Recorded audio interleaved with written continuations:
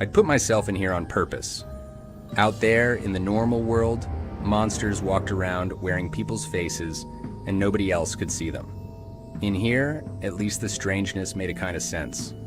The flower girl's bud had never scared me. I'd watched her long enough to know it wasn't hostile, just strange, just hers. Luke was the one I started watching instead. His room was next to mine, and some nights it filled with sounds that didn't belong to any man. One night I looked through his door and saw it, a black shape hanging off his shoulder, wings folded tight against his back. A bat. So the prophet had been right. And that raised a worse question. If I could see Luke's bat, could anyone else? Before I could chase that thought down, I noticed the flower girl wasn't on the lawn. She was never not on the lawn. I found her in her room, unconscious. The bud on her head had swollen to twice its size, and now dark red growths had spread across her arms, her chest, clustered like seed pods, pulsing faintly like they were breathing on their own. I reached out to touch one. It moved, flexed toward my hand like it had a mouth, like it meant to stop me. I pulled back. I spent the whole day turning it over in my head. If I cut them away, would that save her? Or just prove the roots went deeper than I could see? Every time I'd watched anyone trim that lawn, the growth had only come back thicker. I didn't know if I could save her. I only knew that if I didn't try, whatever was inside that bud would finish taking her. A doctor cornered me before I could decide anything for myself. She made it clear I didn't have a choice. I was taking her to the girls' room now. When we got there, I understood why. This wasn't an ordinary doctor. She worked with a blade pulled from her coat like she'd done this 100 times, cutting the vine free from the girl's back in one clean motion. It dropped off and didn't move again. Then she dug into the bud itself, pulling the roots out by hand.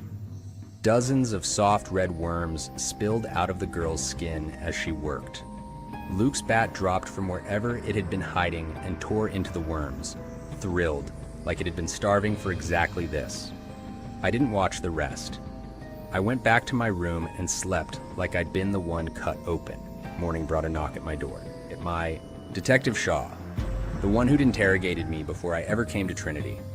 I'd told him everything back then, so there was nothing left to hide from him now. Where were you last night? He asked. Not the question I expected. In my room. Is the girl awake? Is she all right? Her skull was cracked open. Her brain was gone. What do you think? For anyone else, that would have been fatal instantly. But she wasn't anyone else. Once that bud was torn out by the root, was there anything left in her that still counted as human? He said he had no more questions. Told me to go rest, and left without arresting me. Even after I told him it had been my idea to help her, that the doctor and Luke had only gotten involved because of me. Once he was gone, the guilt caught up to me. I went looking for the doctor and for Luke. I owed them both more than an apology. Luke's door was shut. I knocked. Nothing. I cut through the garden instead, past the professor still working his lawn with the same careful patience as always. No flower girl there anymore. No one else familiar either. The doctor's ward was empty. Not just unoccupied, stripped bare, like no one had ever lived there at all. Something was wrong.